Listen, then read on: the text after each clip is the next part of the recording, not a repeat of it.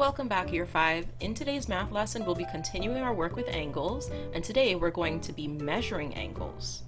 You won't really need a protractor for this lesson, but you are going to need it for tomorrow's lesson, so today is your last chance to go out and buy a protractor. Our learning intention today is a pretty big one. We're going to use degrees as a unit of measure for a turn, focusing on common angles like 90 degrees, 180 degrees, 270 degrees, and 360 degrees. And we're going to link this with our understanding of whole turns, half turns, and quarter turns. That's a mouthful, but in just a second you'll see what all of that means. Let's start by looking at quarter turns, half turns, and whole turns, or full turns. You probably came across this in Year 4, but let's just do a little refresher. At the top right now, you're seeing a quarter turn.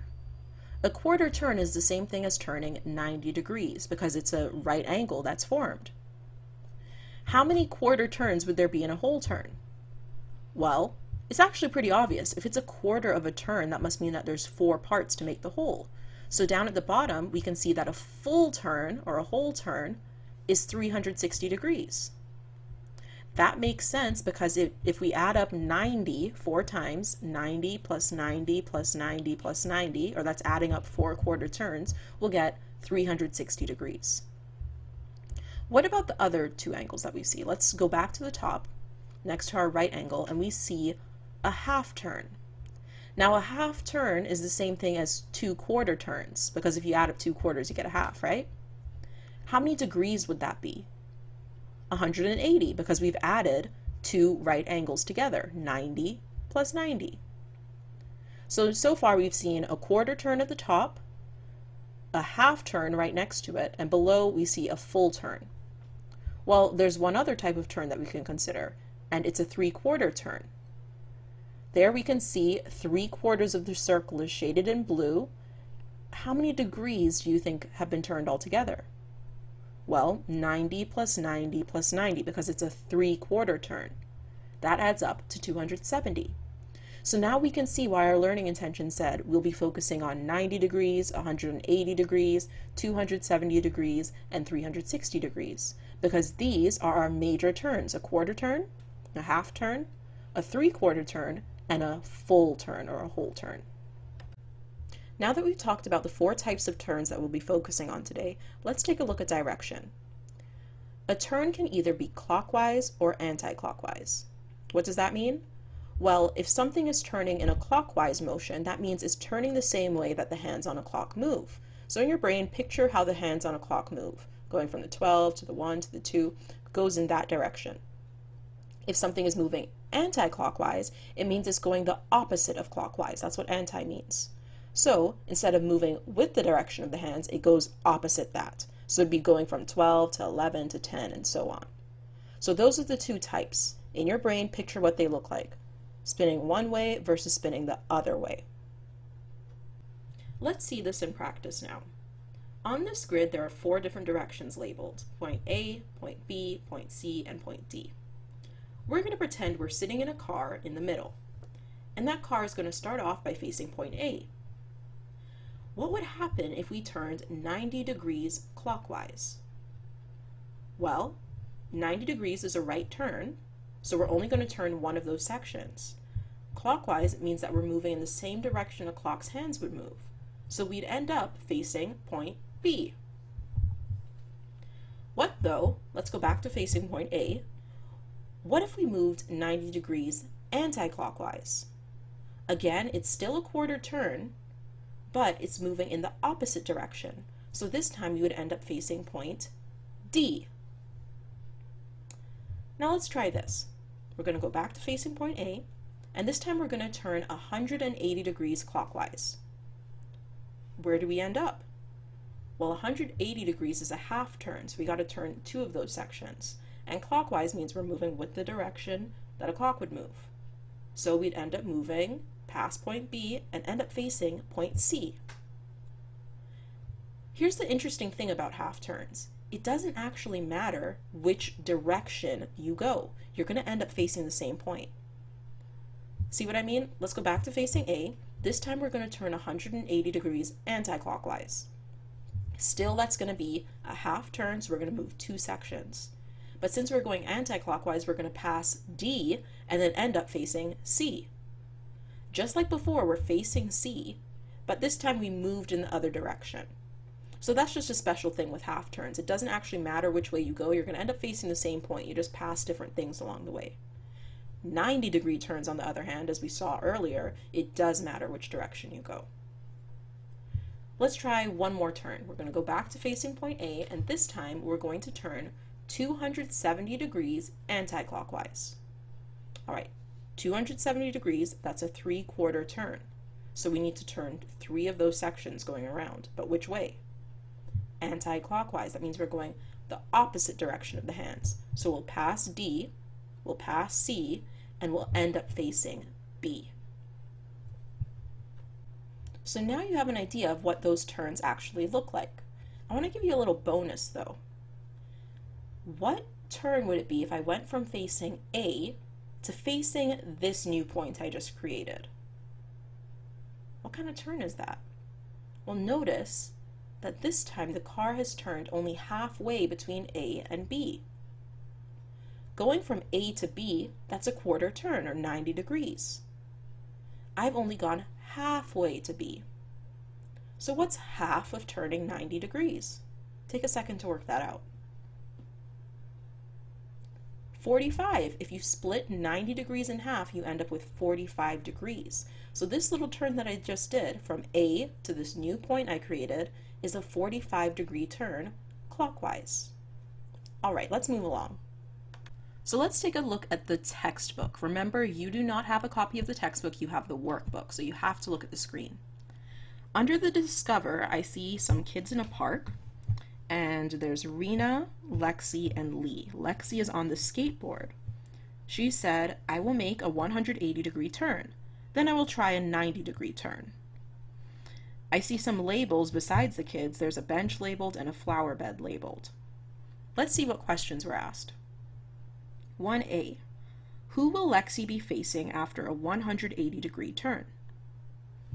All right, well, when we look back at the picture, we can kind of see how there are all these objects labeled similarly to the circle grid we were looking at before. If I put some lines here, you can see clearly how she could turn 90 degrees, 180 degrees, or 270 degrees. So it's asked me, based on where she's facing now, who will Lexi be facing after a turn of 180 degrees? Well, 180 degrees is a half turn. So she's going to end up turning 2/4. So she turns once, turns twice, she'll end up facing Lee.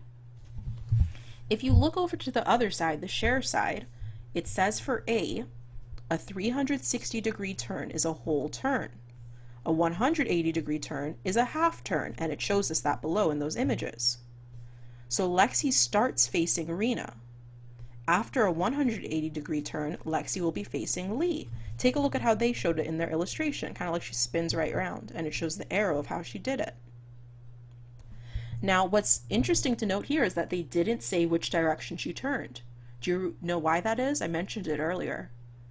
Well, for a 180-degree turn, it doesn't matter which way you end up turning because you're going to end up facing the same thing no matter what. Because when you turn halfway, there's only one choice for where you'll be facing. Let's consider the B question now. Lexi tries a 90-degree turn. What could she be facing now? All right. Keep in mind that now she is facing Lee. So if she's facing Lee and she's going to make a 90-degree turn, there's 2 places that she could end up facing. She could turn one right angle and end up facing the bench if she goes anti-clockwise, or she could turn one right angle and end up facing the flower bed if she goes clockwise. Take a look at how they showed that to us on the share page for B.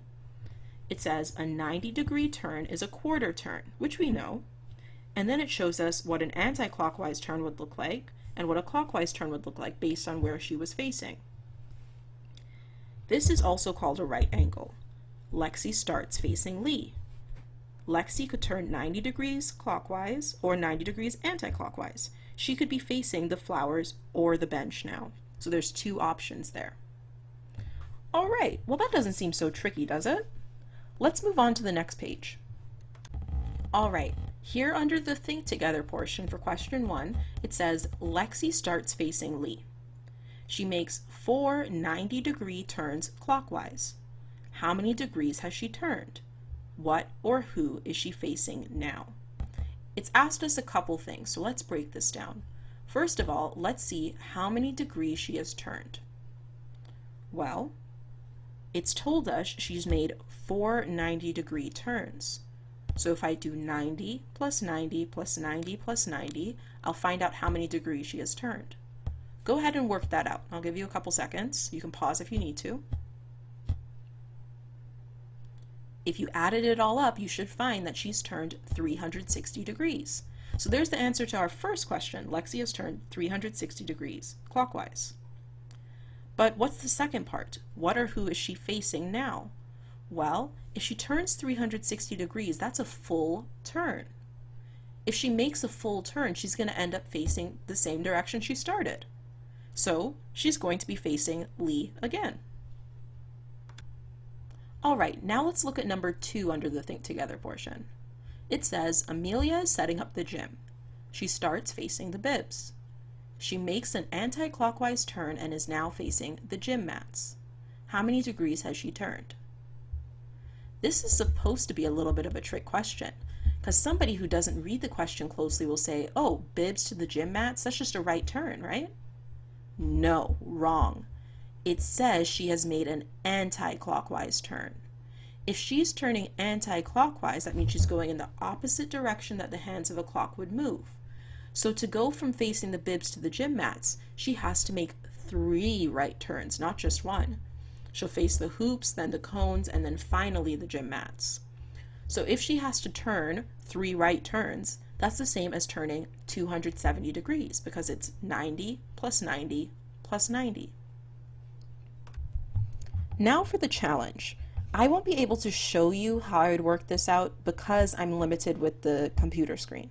However, I'm going to talk you through 2 of them, and then you'll have some time to work on the rest. It says there for 3A, Mo is standing in the center of points A to H, and we can see that. Complete the table to describe which points he faces as he turns. All right, so something I really want to point out to you is that this area that he's standing in, the center of these points, it's not just split into right angles. Each right angle has also been split in half. Earlier, what did we say happens when you split a right angle in half? How many degrees is that? 45. So from A to B, it's 45 degrees. From B to C, it's 45 degrees. That's going to come in handy for this. However, to make it simple, when it asks you on a 180 degree or a 90 degree turn, we can still see those right angles in there. A to C, for example, is a right angle. C to E is a right angle, E to G is a right angle, and G to A is a right angle. And the same going backwards. With that in mind, let's consider the first one. He starts by facing B and then turns 180 degrees. Well, 180 degrees is the same as 2 right turns. If he's facing B, I can see a right angle there from B to D. I can see another right angle from D to F. So, to make an 180 degree turn, he's spinning all the way from B to F. It works going the other way as well if he were to turn anti-clockwise, but he would go from B to H, which is a right turn, and then he would go from H to F, which makes 2 right turns.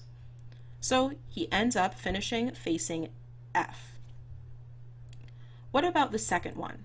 He starts by facing A this time, and it says he has turned 90 degrees anti-clockwise. All right, so the direction is important this time. 90 degrees is just a right turn, but this time he's going in the opposite direction that the hands of the clock move. So he'll go from facing A to facing G, so he'll finish facing G. Let me do just one more with you. This one says he starts facing E and he finishes facing C. All right, so let's picture that. He's facing E and then he ends up facing C. We need to figure out what turn he could have made. Well, from E to C could be a right turn if he's moving anti-clockwise. However, if he moved clockwise, what kind of turn would that be? He's going to have to turn a lot more if he goes clockwise.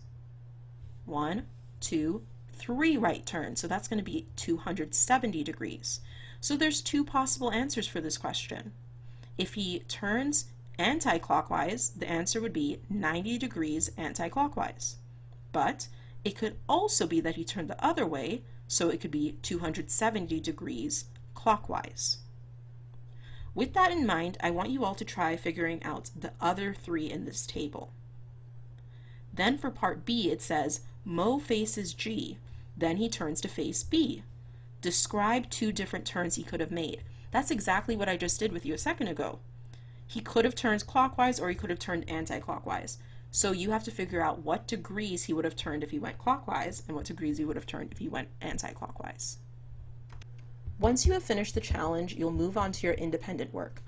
Today it does come from your workbook. It's pages 54, 55, and 56. It's all stuff that we've covered in this video. Right turns, half turns, and whole turns. You're going to need to keep in mind the importance of direction, whether something is moving clockwise or anti-clockwise.